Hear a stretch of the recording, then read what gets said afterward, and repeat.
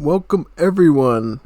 It is Unstoppable Streletsy again with another casted 1 versus 1 in the Definitive Edition 3. Today we got a very fun match of the Indians versus the Ottomans. On the Indian side we got GKShaman. On the Ottoman side, I can't read what this language is quite, so I'll just call him Evet or something. Whatever floats up your dress, I guess. Now, they should be a pretty interesting combination. When I used to do the ranked ladder a lot, Ottomans used to always be a pretty interesting opponent to deal with as the Indians, so let's see if they put on a good show for us today. Let's get started. Now, Indians, as you know, one of my favorite civilizations in D3 and in vanilla. They seem like such an easy civ to use, you know what I mean?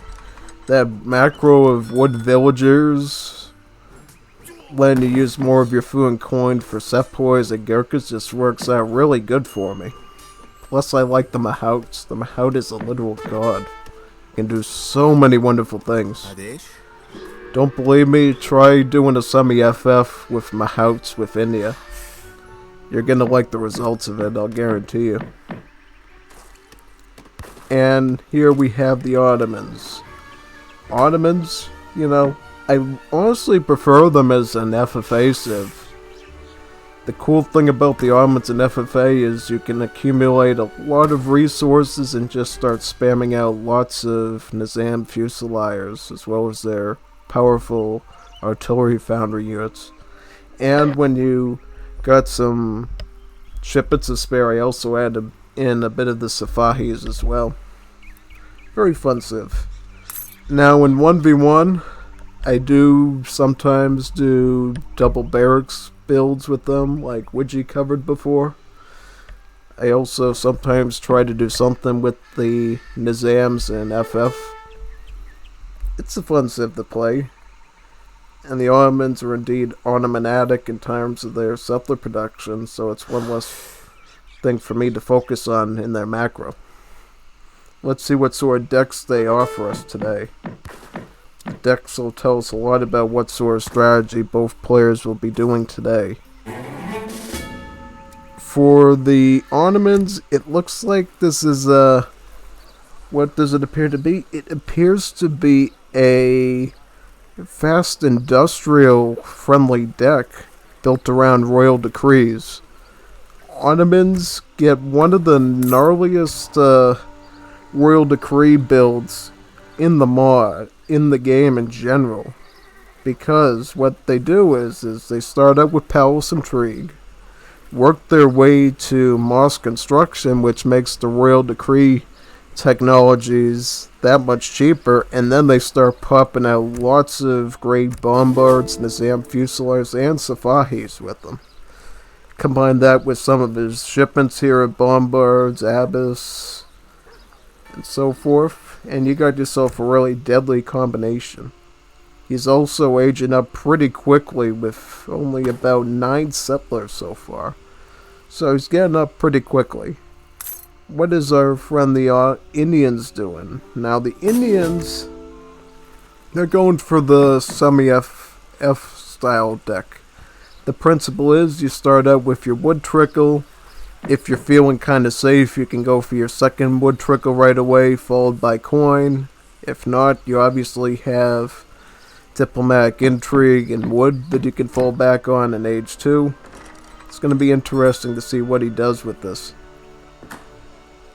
As we look around on the map right now, both players seem to be focusing on treasures, but Ottomans seem to be doing a very different task. Ottomans seem to be focusing on the trading posts right away, and there's a very specific reason for this. It's because they want to use Silk Road to maximize the bounty they get from each delivery at these trading posts. One thing that's a little bit concerning for me, though, is I'm starting to see now, is that Indians are really behind in their age-up time. As you see here, he only has about 3 villagers working on the Agra fort, and our friend the Ottomans is already up in age 2. This could prove pretty deadly, actually. Two things could happen. A, Ottomans could end up getting their army super early and start pressuring him way too soon than he can handle. Or B, he could get started on his journey to FI rather early without much resistance. Whether he does either of those things, we'll have to see. These training posts are definitely going to facilitate that process. I'm going to be paying attention now to the Ottomans to see what they do next. He is indeed getting a traveling merchant down on this trade route. He thinks, hey, I'm going to be able to keep this trade route safe for now, so let's start getting some faster and more numerous resource options from this trade route. Whereas Indians, to sort of combat what the Ottomans are planning, are going to try to build on this trade route to set them back a bit, which seems to be pretty much successful for the time being. Ottomans are unfortunately going to have to go back to their more home front trading posts here. Maybe fight a bit for this one later so they can get both trade routes working to their advantage. Ottomans, it seems like, are preparing for a bit of an Aids 2 play. Janissaries and Abyss Gunners. This is kind of the generic route to go with Ottomans. Janissaries being the anti-cav and Abyss Gunners being the anti-infantry. I prefer double Janissary typically, but at least with the Abyss Gunner route, it's a little bit more balanced. And if you're dealing with large numbers of musketeers from, say, the British, you tend to be in better shape. What's happening over in India? Now, India, they are going for that wood trickle that I mentioned before. So they don't really see much of an urgent need for this. Oh, he just flipped the cards around. He really wants to get that export first, it looks like. Maybe in anticipation of any sort of pressure. Does he have a consulate up? Nah, he still has to get his consulate. He's going to want to get that up soon, because it looks like Ottomans are moving in on this trading post. This is going to be the fourth sort of engagement of the game, and it looks like Ottomans are looking to reclaim that trading post of theirs. If they can reclaim this trading post, then effectively Ottomans have taken over the entire map in terms of trade. And Indians will be left in the dust behind them. So, from the looks of it, we're going to have Ottoman allies, so Delhi cavalry, and he's going to be training sepoys. Now, this could work against Janissary Abyss Gunner. The Delhi's keeping the Abyss Gunners in check while the pretty armored sepoys take on the Janissaries. I see that working pretty good for him, if it can keep up its economy and so forth. Now, this is the reason why he went with the Ottoman allies. He got that nice Indian settler shipment that they get with that export, and followed by that the AZAPs, just to give his infantry army a little bit of a boost early on to deal with his opponent. He's also teching into his hunting upgrades as well, which is nice to see, because he's going to need a lot of food for those sepoys, and for elephants later on. Now, our friend the Ottomans have started to get the real... Has he?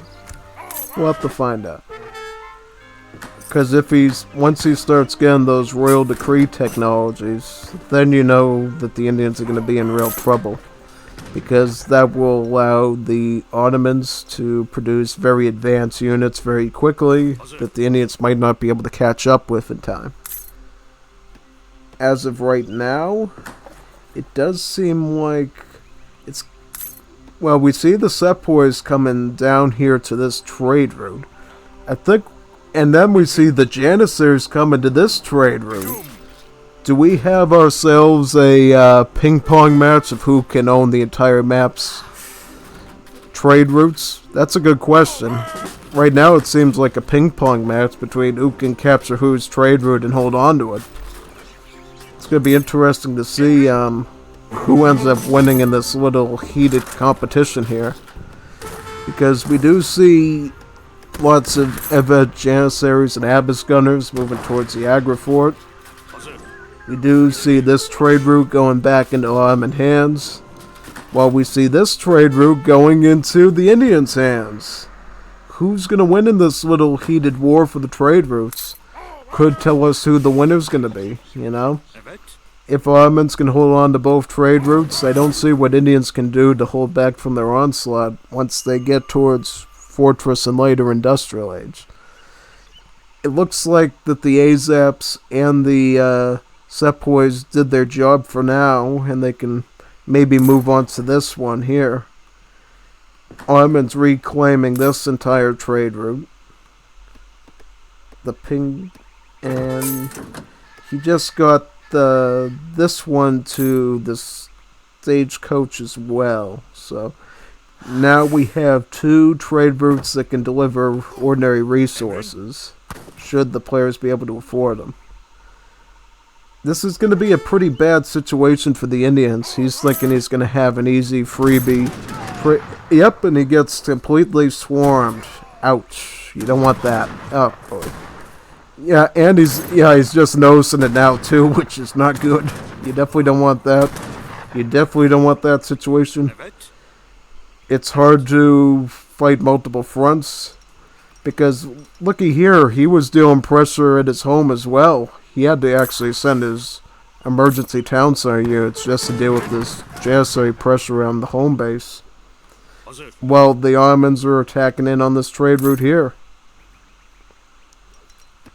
Now the question is can he get his explorer to this trade route again and capture all 4 trading posts? If he can do that and he can hold on to them, this Indian opponent's going to have a serious issue. He's already starting to move towards a fortress age as well, which means pretty soon we're going to see some more advanced units like the Safahis, as well as more Abascars and Janissaries popping out. We'll also be able to get his mosque construction, which will make those royal decrees that much more attainable for him than normal.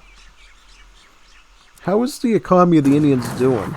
Now, the good thing here is that the Indians actually did manage to climb up again towards the fortress age, and now they can start to bring their secret weapon onto the field, the Mahouts.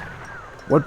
Yep, and he got the Sharmanar Gate Wonder. This is a very good fortress age wonder that I get all the time. What it does is it gives you a free Mahout. You combine that with one of these, and you could easily have yourself a 4 Mahout army out there like that. And that's exactly what our friend is doing here. He's going to have himself a real easy counter to deal with any potential Abbas gunners. And all he's going to have to worry about then is with the infantry, which Gurkhas and Sepoys, they can deal with that. That's exactly what he needs right now, is a way to deal with Abbas gunners and a way to deal with Janissaries.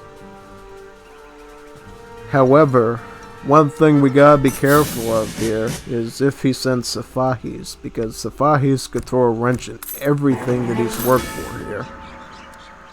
As this little ping-pong match for the trade routes continues, in fact. Yep, see, this is exactly what I'm worried about for India. The Safahis. Safahis, they are like cuirassiers on steroids. But wait a second here, we got ourselves a bit of a fight. Look at this, look at the Rajputs. Rajputs, snare, snare, snare. If you can snare them now, maybe you might just be able to take out the Abbas gunners in time. Good, good, good. You got one down with the Explorer. Great. Now, yep, now we cleaned up this army. That's good. Now he just has to deal with the armies down here that's going to be coming home really soon. Because as you know, we're playing a ping pong match here for who owns the whole map. I think we're going to see this whole game of armies just moving up and down, up and down, up and down. Where you take this, I take that, I take this, I take that.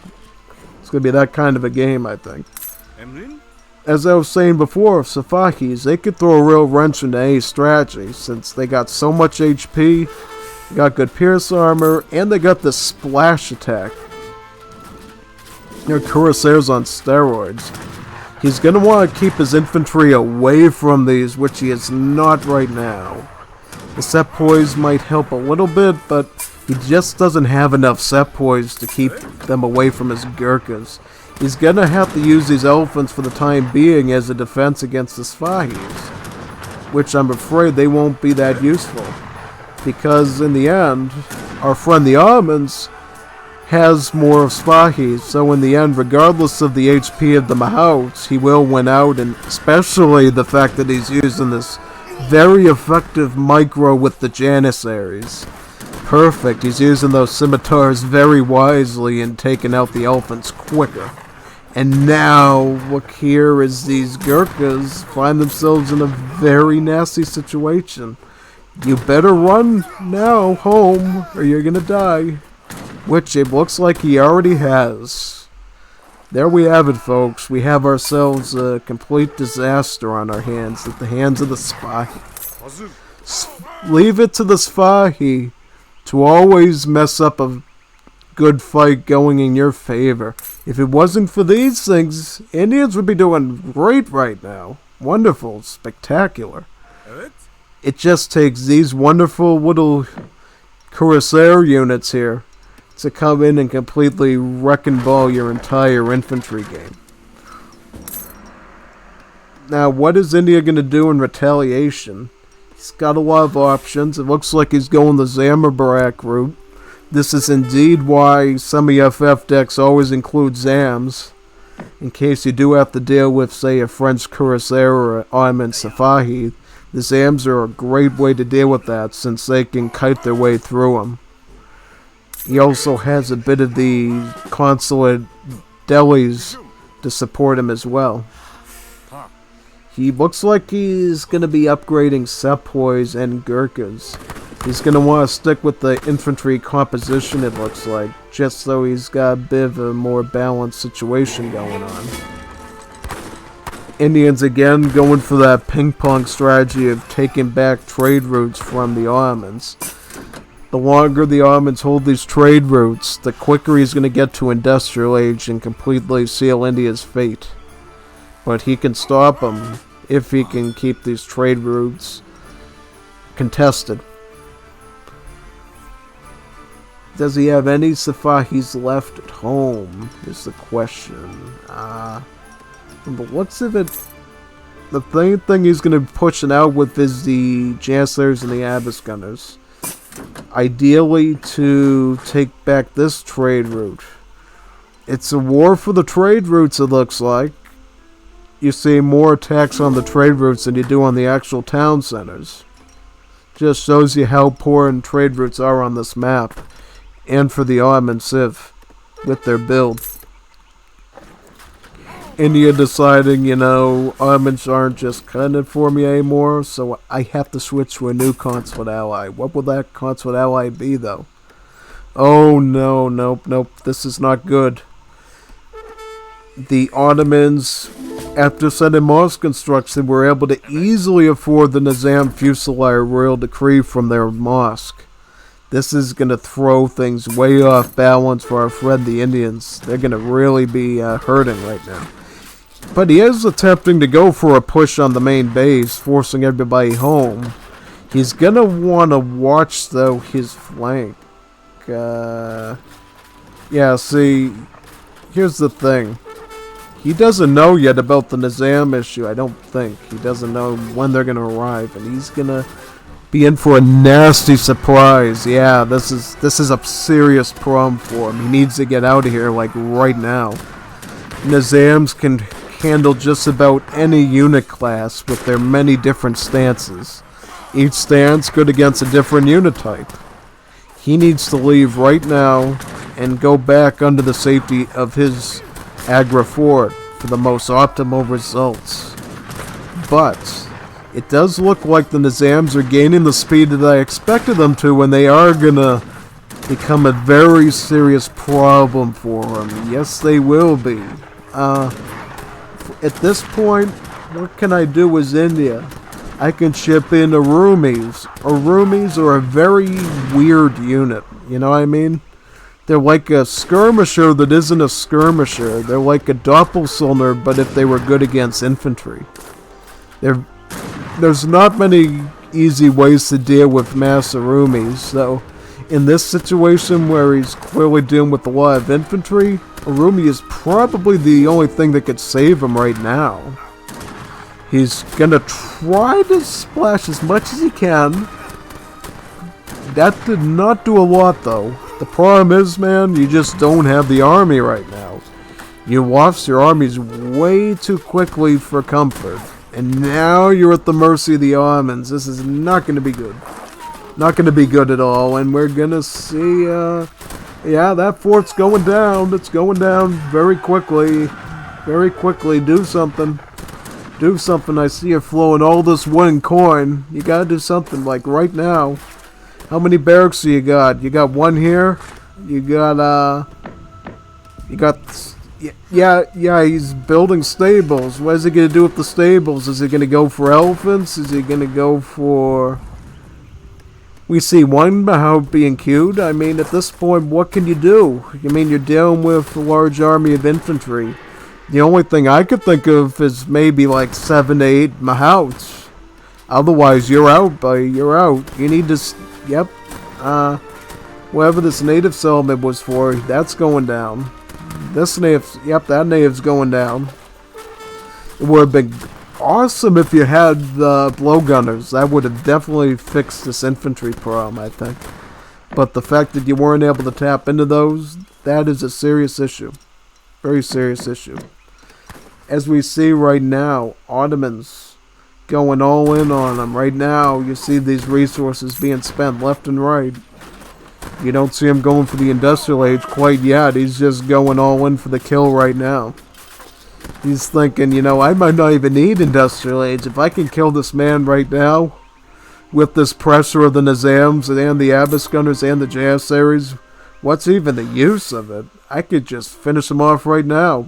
Keep it simple. Keep it simple for myself. All India can hope to do now is get their elephant combat, build a giant army of these Mahouts with whatever food and wood he can scrounge up. Which he can barely even afford another Mahout in his queue, which is not good. Not good at all. Yeah, see right here, he can only... Well, what happened here? What happened here? The playback stopped. That's kind of unfortunate. I wanted to see what was going to happen.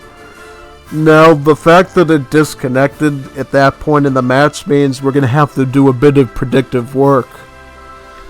Me, personally, I think what was going to happen is that Ottoman player was going to get a large army of Janissaries, Azaps, Abbas gunners, the remaining Nizams, and he was just going to go full throttle into the Indians' base and just burn them to the ground. Because what could you do as India? You clearly lost your momentum in infantry. You could have gone blowgunners, honestly. I don't know why you didn't do that, combined with sepoys. You know, the blowgunners having 2 native trading posts like that in the center map, protected by a fort and it not being used. Come on, man, that's just a total waste. You could have gotten out a big army of blowgunners, and you would have at least kept the infantry in check somewhat. The fact that you didn't have the blowgunners, and you were mostly making, what, sawars against anti-cavalry? What do you think is going to happen? You were going to get completely jousted by them. You were going to get completely destroyed by them. Yeah, I think, at least in my mind, that Indians lost that. And Ottomans, really throughout the whole entire match, had most of the momentum. Like 90% of the time. They were able to maintain multiple trade routes, keep a constant queue of units from both the artillery foundry and barracks going at all times, and were able to keep on with their build order perfectly. While India did manage to keep up with their system of a semi-FF on their side, what they were able to do with it once they reached the fortress age was not that good, you know what I mean? Really what you're looking for with India is, let's get that FF as soon as we can, get that Mahout ship in as soon as we can, and then get a big army of Gurkhas right behind them, and then just completely steamroll whatever our opponent has. The fact that Ottomans were way ahead of them, had their Sipahis ready there to combine with the Janissaries to deal with his elephants, means he lost that entire momentum he could have gained by a quicker FF, partly due to his slow age 1 age-up time. You normally don't want to age up that slowly as the Indians, especially when you're going for an Agra fort. Now, if he was going for a greedy build with the Karnamata, now that could be a little justifiable if you could wall effectively, but he was going for the Agra fort option. I have seen games in Wars of Liberty where people like Sog do age up super duper slowly with the Indians, and it just has horrible consequences. You're basically at the whim and mercy of your opponent if you age up that slowly with the Agra fort. Your enemy either has the ability to rush you super duper early, or they can go to FF and kill you with better units. You know, imagine coming out with an army of 15 sepoys and 2 Falcons there to just blow them off the map. It's no one's cup of tea, honestly. I did like to see that match. I thought that the fact that there's 2 opposing trade routes really made it really interesting to see how the players interacted.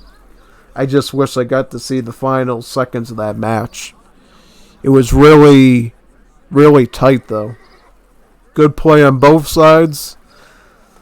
I do think Ottomans clearly had the advantage there, but I will say I do respect a good India semi-FF player, especially when they pull off the FF in the end, even though it wasn't quite as successful as he hoped it would be. And hey, you know, I do semi-FFs with India all the time, and sometimes I get blundered by it, especially against Civs like the Dutch, so sometimes it works, sometimes it doesn't work, you know. You just have to go with what your gut tells you in terms of what Civs you can handle the best in this game.